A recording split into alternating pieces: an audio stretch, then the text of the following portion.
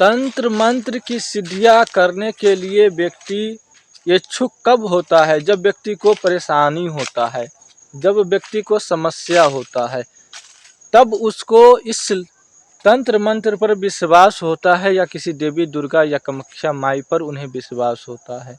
यदि उनको समस्या ना हो, यदि उनको परेशानी ना हो, तो व्यक्ति को कितना भी ज़्यादा घोर करके पिला दो, कितना भी उनको बैठ करके समझा दो, व्यक्ति को कभी भी विश्वास नहीं होता।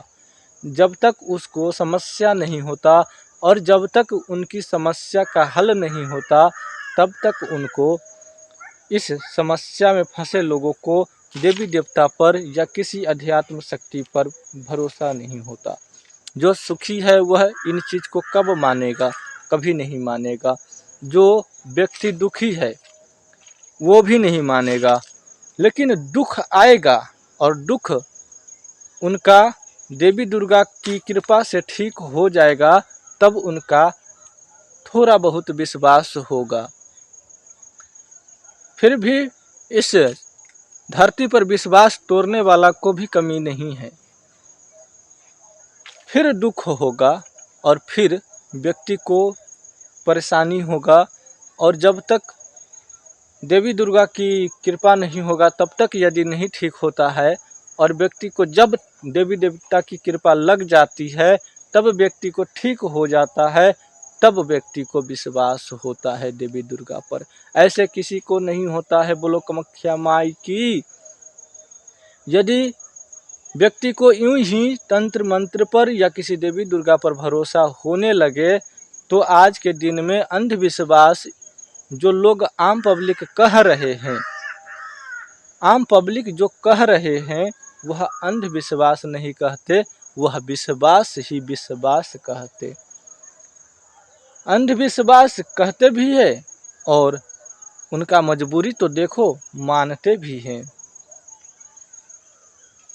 पागलों का कमी नहीं है। एक मूर्ख होता है और एक पागल होता है।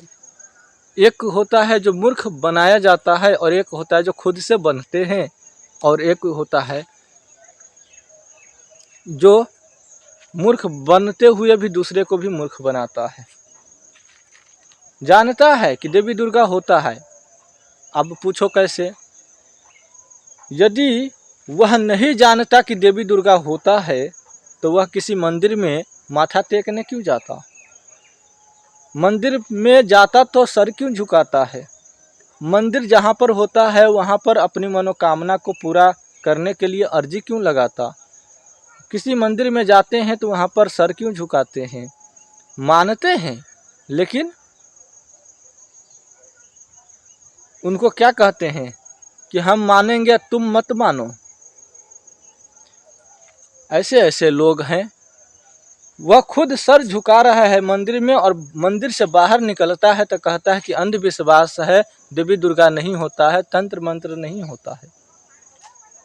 अब आप ही बताओ, वह खुद तो सर झुकाने गया ना मंदिर में, और वही व्यक्ति बाहर निकलेगा तो बोलेगा देवी दुर्गा नहीं होता है। वो मूर्ख है या मूर्ख बना रहा है? यदि उसकी मनोकामना पूरा नहीं होता देवी दुर्गा से, तो फिर वह क्यों जाता सर झुकाने मंदिर में? तो व्यक्ति ऐसा है कि लोगों को पागल बना रहा है, अंधविश्वास कह रहा है, और खुद ही देवी देवता को मान भी रहा है, पूज भी रहा है। इससे अच्छा है कि अंधविश्वास यदि तुम कह रहे हो तो देवी देवता को पूजना बंद करो, क्योंकि तुम्हारे लिए देवी देवता नहीं है ही नहीं, तुम्हारे लिए है ही नहीं, तो तुम देवी देवता को पूजते क्यों हो? मत पूजो। यदि तुम्हें देवी देवता में विश्वास है, तुम्हें विश्वास ही विश्वास है, तो तुम फिर अंधविश्वास क्यों कहते हो? यह सब सोचने वाली बात है। और जब तक जितना भी हिंदू है जब तक जागेगा नहीं, तब तक नास्तिकों का नाश नहीं होगा। नास्तिक जो है नास्तिक ही रह जाएगा।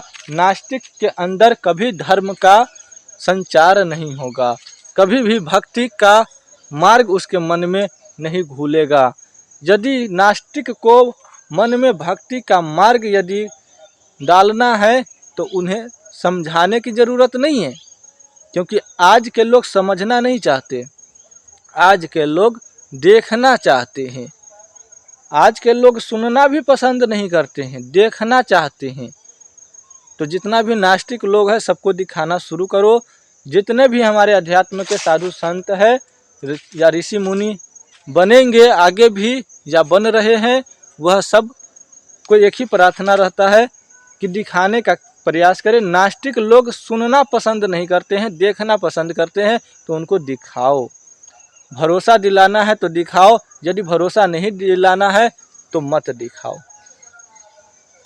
क्योंकि ऐसे भी जब तक उनको विश्वास नहीं होगा तब तक जो है वह मानेगा नहीं, और विश्वास दिलाने के लिए ही साधु संत ऋषि मुनि बनते हैं और लोगों को अध्यात्म की शक्ति के बारे में बताते हैं। हम ही लोग न बताएंगे, दूसरा कौन बताएगा?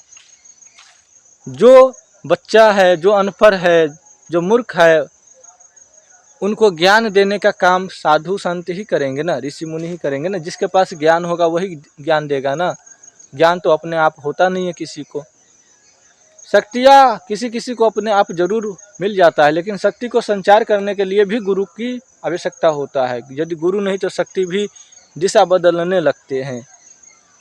इसलिए शक्ति को कंट्रोल करने के लिए गुरु की आशीर्वाद की ज़रूरत होता है, तभी जो है शक्ति कंट्रोल होता है। नहीं तो शक्ति भी अनियंत्रित होकर के साधक को ही क्षति पहुंचाने लगता है कभी कभी। इसलिए गुरु क्यों बनाया जाता है इस वीडियो में आप लोगों को समझाया हूं, और रास्ता कैसे आप लोगों को चुनना है, कौन सा पंथ है, क्या रंथ है, यह सब समझने के लिए आपको गुरु बनाने होंगे, तभी आप इन चीज़ों को समझ पाओगे। वरना ज्ञान तो यूं ही आपको मिलता रहेगा और एक कान से सुनते रहोगे, दूसरे कान से निकालते रहोगे। आगे की जानकारी आप लोगों को ज़रूर बताते रहूँगा, आप लोग ग्रहण करोगे कि नहीं करोगे पता नहीं। और आप लोग साधना करते हो तो सर्वप्रथम साधना में आप लोगों को ध्यान क्यों नहीं लगता है? और आप लोग साधना करते हो तो हो सकता है आपको दर्द पीड़ा या कभी तबीयत खराब, सेहत खराब हो जाता होगा। यह भी कारण होता है कि आपको गुरु नहीं होगा।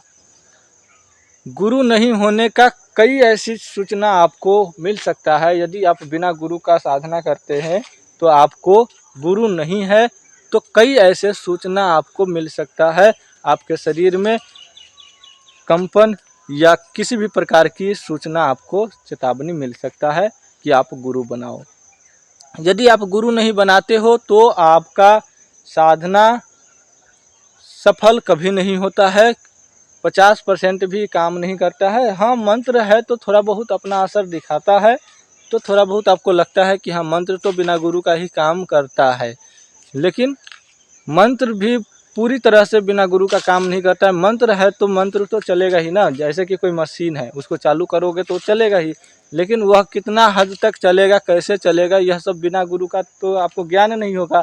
और जब तक ज्ञान नहीं होगा तब तक वह ऊर्जा जो है नियंत्रण नहीं होगा, और ऊर्जा नियंत्रण नहीं होगा तब तक जो है आप उस चीज़ को पकड़ नहीं सकते और कर नहीं सकते, सही तरीके से नहीं कर सकते। अपने आप हो जाता है, कृपा है, देवी माता की कृपा है तो हो जाता है, किसी शक्ति का कृपा है या साथ में रहता है तो होता है। ठीक है, इस प्रकार से साधक कई लोगों का मदद करते हैं और करते हुए देखा गया है। आगे की जानकारी के लिए इस चैनल को सब्सक्राइब करें।